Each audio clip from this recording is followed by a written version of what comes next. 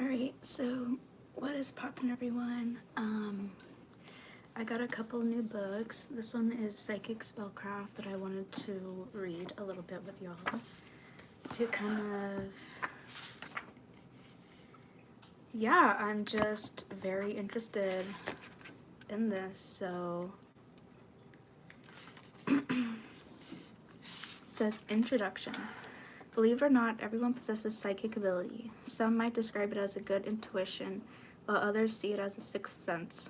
Whether you are a witchy poo type or not, we are all born with an inner knowing. Have you ever had a bad feeling about something, but you ignore the warning signs and do the complete opposite? Often you will be proved right and end up saying to yourself, I know I shouldn't have done that, or I knew I shouldn't have trusted him. Ain't that the truth? Many witches believe these messages are given to us by our guides in the spirit world when it's necessary for them to intervene. We could be heading into a situation that isn't favorable or wander down the wrong path on our earthly journey. At times like these, our spirit helpers will speak directly to our subconscious. So in effect, we might get an odd feeling or have a compulsion to take a different route. It's like a little seed they plant in our mind or a gentle whisper in our ear when they want to steer us away from danger or direct us on the path that is chosen for us. They will communicate with us when we are sleeping so that we awake in a different frame of mind.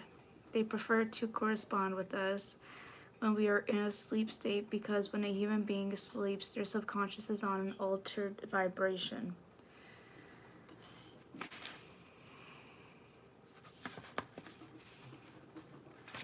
Okay.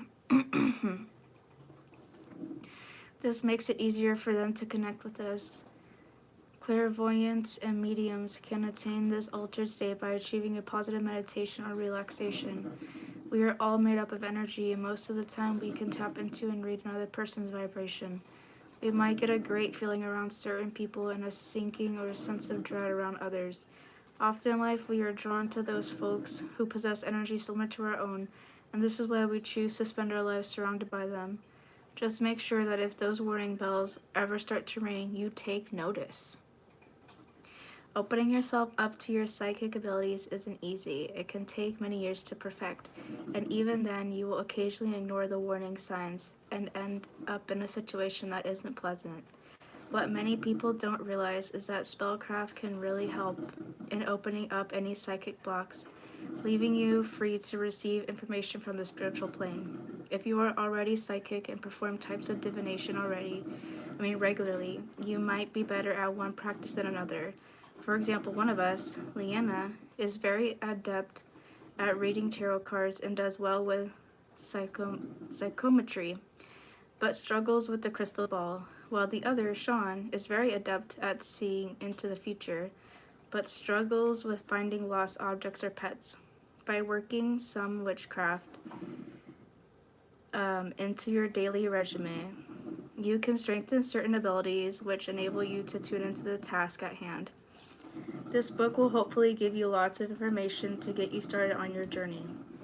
You can use so many tools as a crutch to harness your psychic energy, from pendulums to crystals and scrying mirrors to palmistry.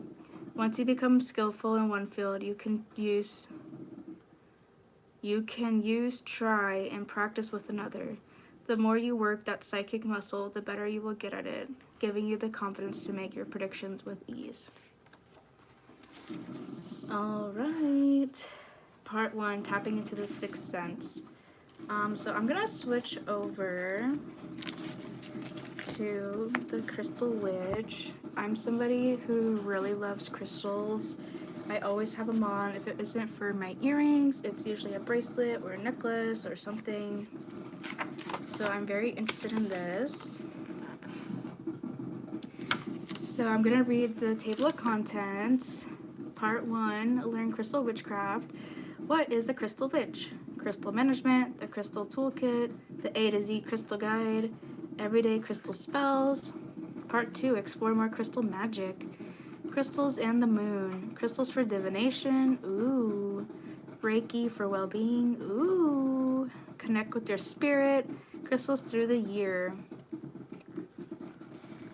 So, ooh, I don't know if I want to read into crystals for divination or Reiki for well-being. Let's do crystals for divination since we did psychic spellcraft. So 196. Oh my god, look at the pages of this book. It's like very oceany. That's the vibe. Okay, 190. Crystals for divination. Divination is the art of connecting with the spirits of the universe, or whatever you call your greater life force, to gain wisdom, insight, and knowledge that may otherwise not be readily available. In other words, this connection may provide information that you can't find on the internet, in a book, or by asking someone else. You could be seeking knowledge related to a specific issue, or you might want a general idea of where things are heading, or what action to take.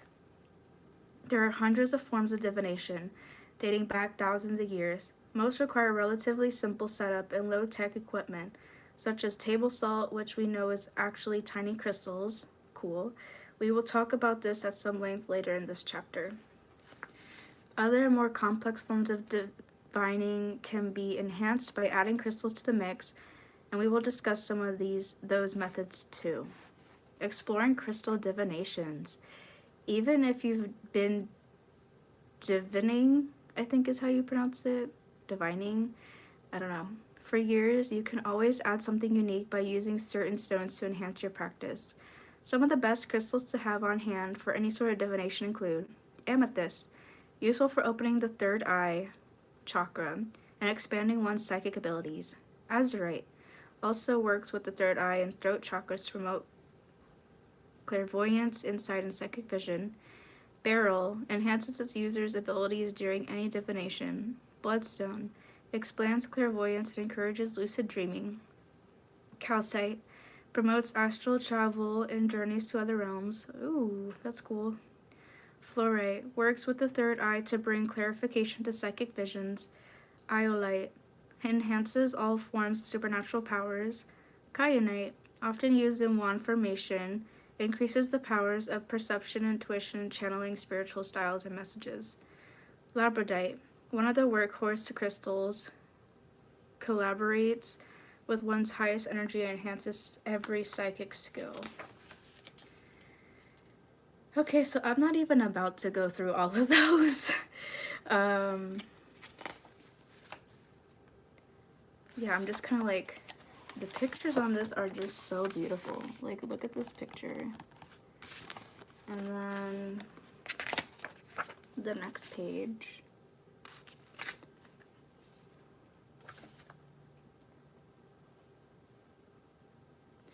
Crystallomancy. Ooh. Of course, we're going to start this discussion by talking about the crystal ball. In ancient times, people gazed, I need to get a crystal ball. In ancient time, I think I actually already have one. People gaze upon any reflective surface as a means of telling the future. Surfaces included water, knife blades, pools of ink, ice, and even fingernails that had been buffed to a shine. I'm just looking at my fingernails, seeing if I can. All of which were accessible to the ordinary person. Crystal balls were another story. They were expensive and used only by wealthy families. At that time, people believed that crystals were permanently frozen water and as such were infused with magic. Ooh. Well, they were on the right track, even though crystals are not representative of a deep freeze. They are, of course, magic in the palm of your hand.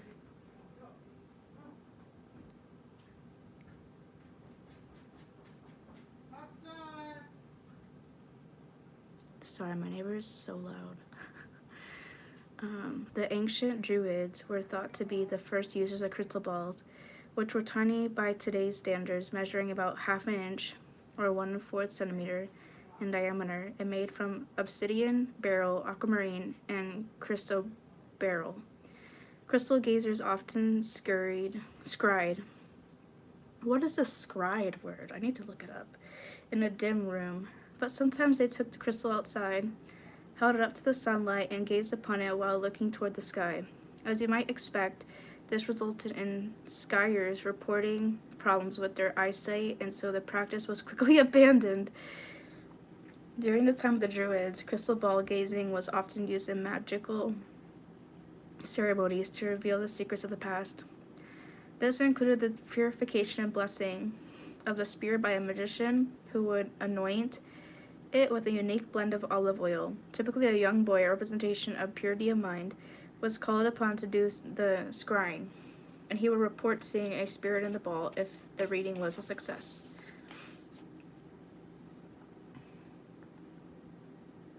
These days, crystal balls are usually made by quartz, and experts in crystallomancy recommend using one that has at least a 2.5-inch, 6 centimeter diameter so that any images that appear are easier to see. If you're shopping for a ball this size, you should be aware of two things. One, they could be quite expensive. Two, they usually include imperfections called veils, which are normal and will not affect your ability to see images during a scrying session. Before using your crystal ball, you'll need to cleanse it. Choose one of these 3 methods. Okay, so we're going to do crystal pendulums. We're just going to kind of skip around. The swing of the pendulum can offer insight and wisdom regarding any number of issues. Many pendulums consist of a simple weight in the bottom of a chain, but dowsing or divining with the crystal fixed to a pendulum's end allows more focused energy to exchange between you and the spirit world. The type of crystal you should use depends mainly on your question.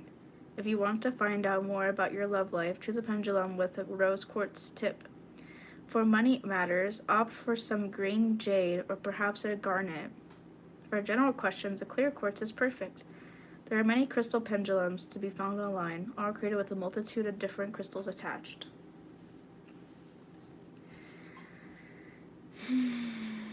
When using a pendulum, either questions must be appropriate for a yes or no response, or you can create a chart of potential answers to hold under the pendulum. It's advisable to start out with yes or no questions so you can get to know your pendulum and its nuances. Holding the pendulum takes some practice, as you need a steady hand. It's easy to set the pendulum swinging by holding it too loosely, and you want to make sure you're channeling answers from spirits, not from the flick of your wrist. If your pendulum has a long chain, your hand motion is more likely to set it swinging by accident. Try adjusting the length of the chain, making it shorter for tighter control. Every pendulum has its own personality. Some of them are very responsive, while others are quieter and come off as rather shy.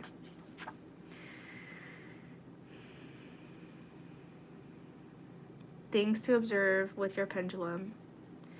Does it swing back and forth, or does it move in a circular motion? If it has a circular motion, is clockwise indicative of a yes or no? Counterclockwise obviously means the opposite. Does the pendulum come to a dead stop to indicate an answer of unclear maybe, or does it slow down? Is it always responsive to easy questions, or is there a time of day when it seems to work best?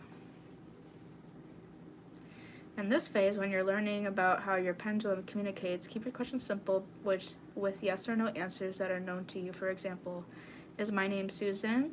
Is today Monday? Do I like chocolate? Am I allergic to bees? Is it raining right now? Okay, so that's all I'm gonna be doing for today because I'm tired. Hopefully you all enjoyed this.